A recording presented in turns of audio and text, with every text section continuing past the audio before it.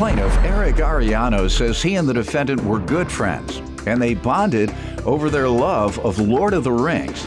Eric claims he gave the defendant money to rent a room in her condominium, but instead she took his money and took off, so he's suing.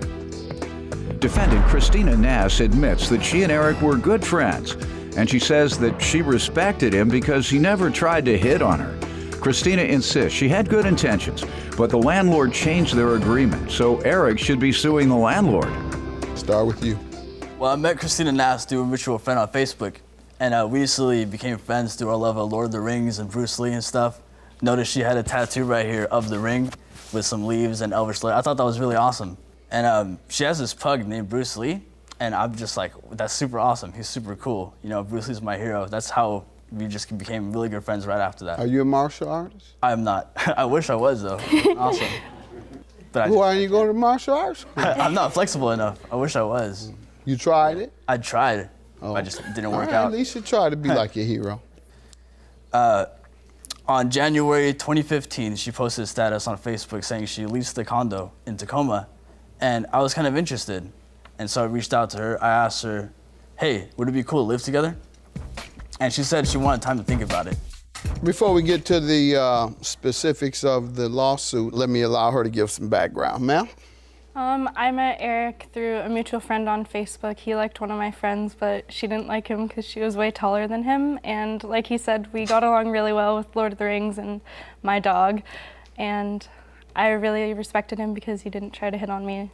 All right. And you all were still friends up until this issue? Yes, sir. All right.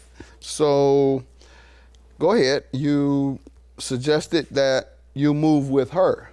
Yes. Okay. She wanted to rent out the extra room. And I said I would jump at the opportunity. I really wanted to. I was just ready to move out of my parents, kind of leave the family nest, and just live my own life and start. Had she already leased it? Yeah, she has. All right. I wasn't living there. Had you signed a lease? I didn't sign anything. What does that mean? Well, I didn't sign a lease. It was just Okay, what do you mean sign? That's a new term. sign. I've never heard of that, so you have to define that. Define what sign means. I never signed a lease. Oh, okay, now I understand that language. Okay. Go ahead, sir. I have evidence right here that says she signed it Let's see it. in the highlighted yellow. So I just signed a lease on a condo.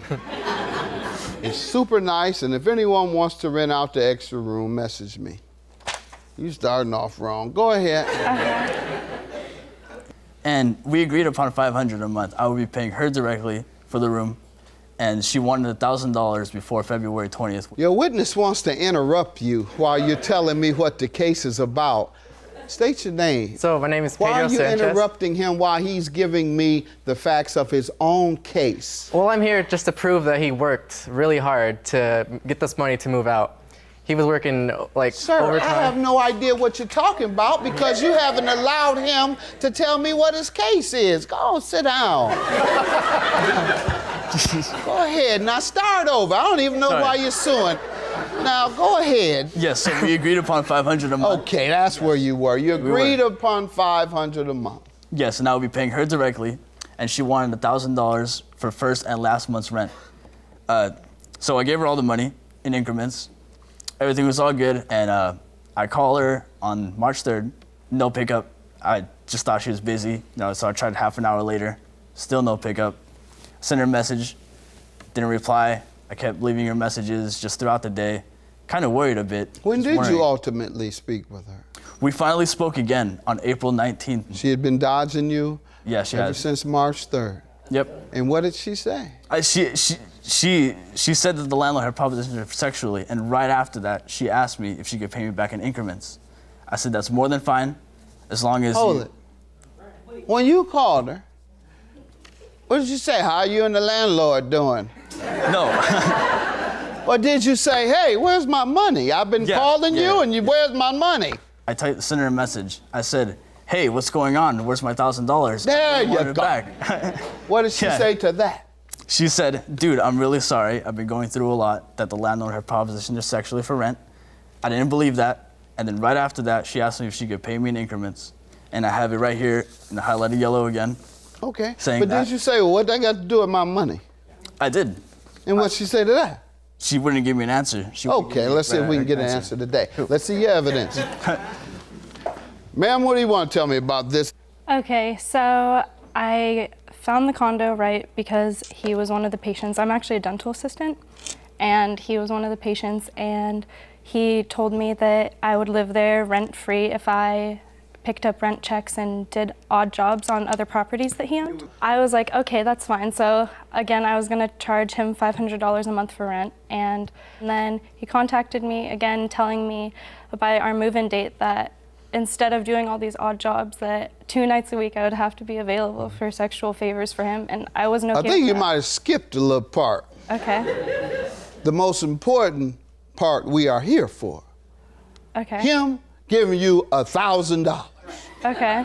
Let's go back to that point. Okay. So he did give me $1,000 For what? for rent. And what I ended up doing with it was I gave it to my mom because she was behind in bills. Okay. Why don't you think you should give him his $1,000 back? Because I didn't change the agreement, the landlord did. I believe that he should be suing the landlord, not me.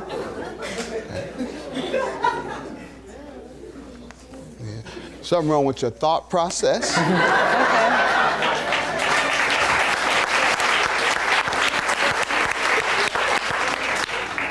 And I'm gonna suggest that you go to your mama and get that $1,000 back.